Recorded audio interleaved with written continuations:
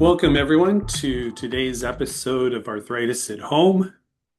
Today, we're diving into a topic that's both timely and super important to our audience, and that's how personalized or tailored self-management interventions affect the health of people living with arthritis and other musculoskeletal conditions. Joining us is Ellen Wang, research trainee at Arthritis Research Canada, our own ACEs program coordinator. Ellen, welcome back. Well, thank you, Kelly. Always a pleasure to be here.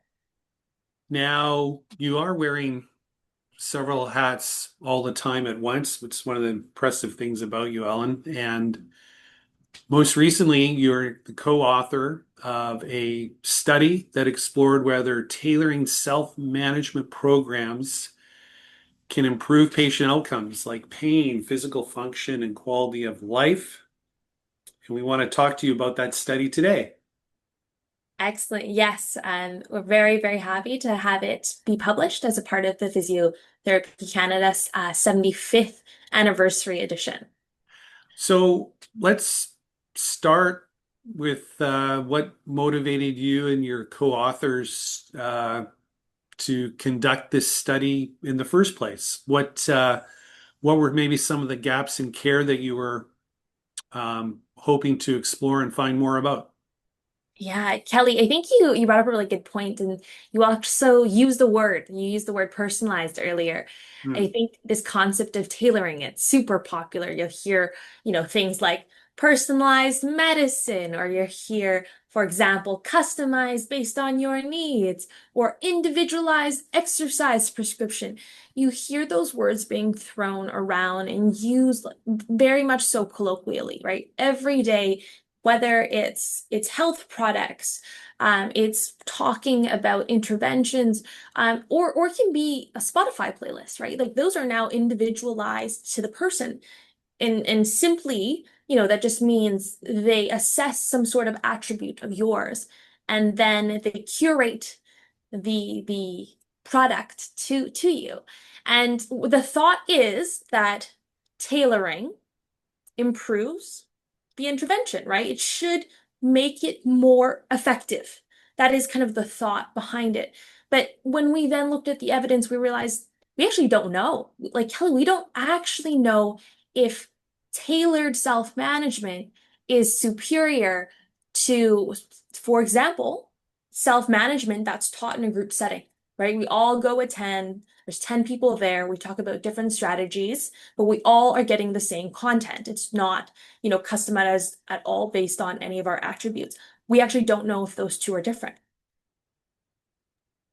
Before we dive into the findings, uh, Ellen, I thought you could maybe help us understand because the title of the study is effectiveness of tailored self-management interventions of people with chronic musculoskeletal conditions, a a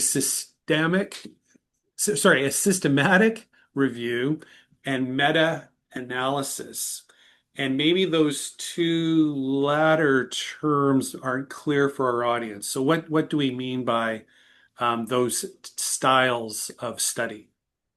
Yeah, really, really wordy titles in for academic journals. Simply, we're trying to do what we call a secondary analysis. I'm not doing not a secondary. We're doing what we call kind of secondary research. I'm not doing a primary study. I myself, as a researcher, I'm not collecting data. I'm not, asking participants to do an exercise event intervention. I'm going to a database that indexes studies. So think of it as an online library of published studies. And then I'm using kind of special words like tailored, right? I'm kind of performing a more fancy Google search. And that search is my systematic, right? Like the systematic part, right? I search in that database and it'll give me a bunch of studies. It'll say, Ellen, using those terms, we found 500 studies that kind of meet your criteria, right? And then I go to another database and I do the same thing. Once I've kind of compiled a bunch of studies, I remove the duplicates and then I screen those studies, right? That is kind of where the review part comes in, right? So systematic, I use terms, they're the same terms. I search through a fancy version of Google that looks at that houses studies. I do that a few times. I compile all those studies, I remove the duplicates, and then I start screening the studies. So we have criteria. So for example, one of the things that we couldn't do in our study was actually look at culturally tailored, right? Because culturally tailored, even though the word tailored is in there, actually means something completely different, Mm. right? It actually means cultural adaptation. But the word tailored is in there, so we caught a lot of those studies, but unfortunately we didn't include them because that was not exactly what we were looking for, right? So we didn't have to screen the study. So it means, I'm reading the abstract. I'm like, oh darn, I really like the study, but it doesn't meet our criteria. That one's out. Well, next one, it does meet our criteria. This one's in, right? So systematically reviewing the literature, systematic review. And our goal after that was to analyze. So the meta-analysis part is where we then pull all of the results. So we included 21 studies. There were different ways people reported pain, right? There was a 0 out of 10. There was a 0 to 100 scale. There were these fancy index scores. And then we had to take all of those and see if we could calculate what was the average, right? Across the studies, did we see any improvement? And that is the meta-analysis part. But really, we're trying to answer the question, are tailored interventions, self-management interventions, better than non-tailored self-management interventions? Now, sorry, an aside here, but also a shameless ace self-promotion. I'm always trying to get those integrated into an interview. Um, as you all know, because you worked on it with us, we have a national survey in the field right now on artificial intelligence. And some of the questions we ask in it are around people's understanding of its application in research and how comfortable they are with that. For those of you listening who have not taken the AI survey, please do and go to our website. In fact, I'll make sure we have a link to it at the end of this interview. If you haven't participated, we'd really like to hear from you and for you to fill out that survey. Sorry, that's the end of the promotion. I'm just wondering, in your current world and future world, um, how research is changing and using AI. So in the case of systematic reviews and meta-analysis, is it already being employed? In terms of doing these systematic reviews and meta-analysis, there is some technology to support part of the processes, and I say that very, very kind of carefully. So what I mean, Kelly, is we all know research is it takes a lot of manpower to do research, right? Absolutely. It's so cumbersome, but it's really important. It's really important to do it well, right? That's what when we talk about quality research. And one of the things that, AI could replace is part of that screening, that review in the systematic review, right? As one of the co-authors, I read an article and I've determined, does this meet my criteria? Yeah. Right? So, for example, another one of our criteria was it had to be either experimental or quasi-experimental, meaning it had to be an intervention. I was not looking for cohort studies. I didn't want to follow people across 20 years to see if something changed, right?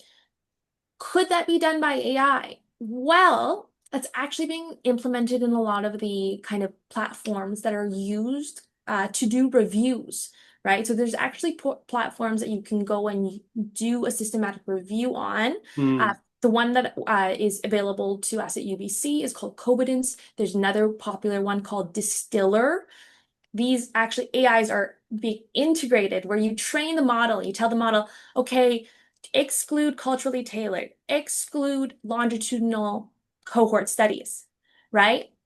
But again, that's why I think it's still not quite there. You'll see, Kelly, that, if it's a really simple research question and the criteria are very clear and the abstract is very well written, it can do a fair job, right? Mhm. Do a fair job. But Mm, because it does a natural language processing, it takes the words very literally mm. right now at this current moment, and there's definitely lots of potential for it to improve.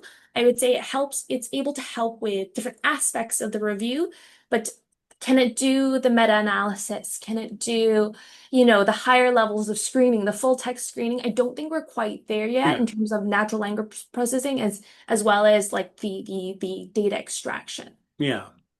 But I mean, what you described in terms of the hunting down of studies, if it can just simply at this point help you with that, and for you to be able to do the evaluative analysis, I guess that could be a really important short shortcut for you. Yeah. Absolutely. Um, so going back to the study then, we understand sort of the scope and nature, and I guess a bit about the methodology. Tell us about the findings. What were key findings? Any surprises? What did you discover? So after we searched all of the databases and pulled all of the studies, we Hmm, had 1,558 articles in total. crazy. Wow.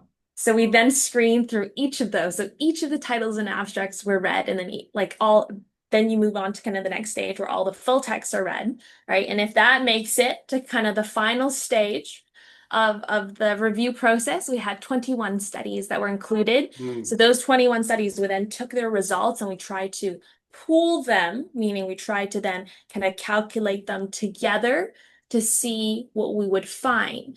So, for example, one of our main outcomes was pain. So, does tailoring a self-management intervention improve pain?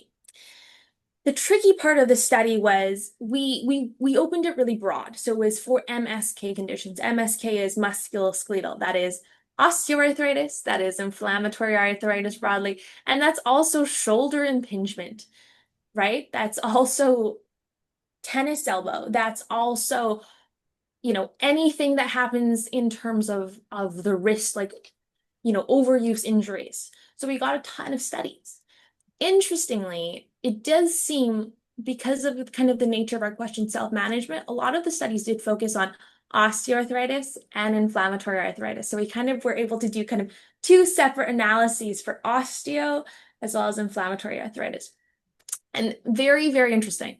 So for inflammatory arthritis, right? So this is including rheumatoid arthritis, which I think is the majority of these studies. We found that tailoring does indeed improve pain. It also improves quality of life and pain self-efficacy, right? We say that the result was statistically significant. So numbers wise, we saw a difference, and we then categorize as how much, like how much of a difference. And it was kind of small, moderate, which isn't bad. Like that's pretty good, right? So for inflammatory arthritis. Then I did the analysis for the osteoarthritis, and hmm, we did not see a difference. hmm.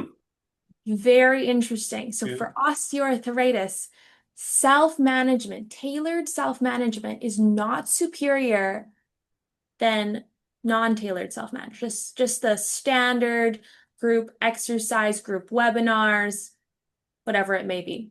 Very interesting. You saw the differences between the two, so a little surprising. I think your the your team, you and the co-authors also noted you referenced a gap in environmental tailoring, I think it was referred to. Um, Absolutely. what does that mean, and why does that matter? So when we tailor something, right, in order for me to customize, individualize, personalize something to you, Kelly, I actually have to understand something about you, right? I have to understand your physical attributes. What is your strength like, right? I have to understand your behavior. attributes. For example, what are you struggling with? Is getting to the gym? Is the participation kind of the thing we're trying to change, right? The behavior aspect. So interestingly, we saw, people describe their tailoring. And again, this is just what is taken directly from the included studies was things like we tailored based on patient preferences, we tailored based on need, we tailored based on strength, we tailored based on pain levels, right, that they had assessed previously.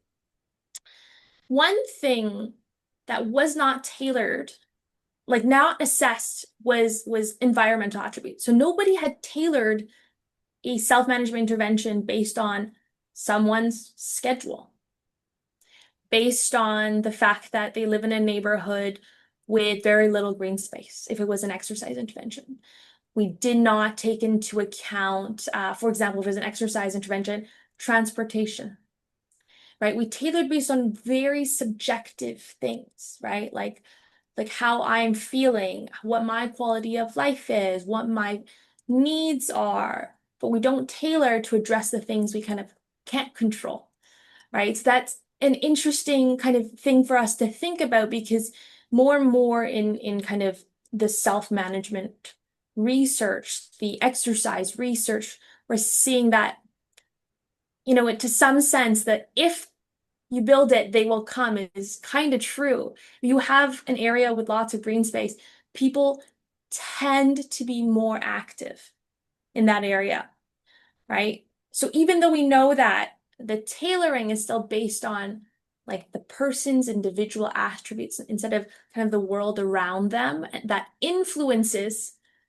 their attributes, that influences their behavior. So I think that is one area that we can really work on as scientists to kind of address the picture more broadly.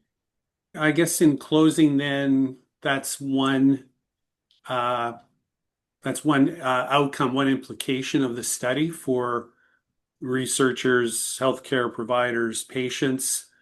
Um, were there any other conclusions, any other next steps or actions that your study kind of foresaw to include more meaningful tailoring strategies in people's lives? Yeah, I think, the results that we saw for inflammatory arthritis, that, there is a change in Yeah. self-efficacy, in quality of life, and pain. These are really great things. We need to continue to do this. We need to continue to develop the science of how to tailor to someone. And I think tailoring, like my own instinct, this is not kind of in the evidence, is that inflammatory arthritis is so individual. Like Yeah. my experience of my condition can be so different from someone who has the exact same label as me, exact same diagnosis. That's what I instinctually think that tailoring is so powerful, is because the disease is so individualized, right?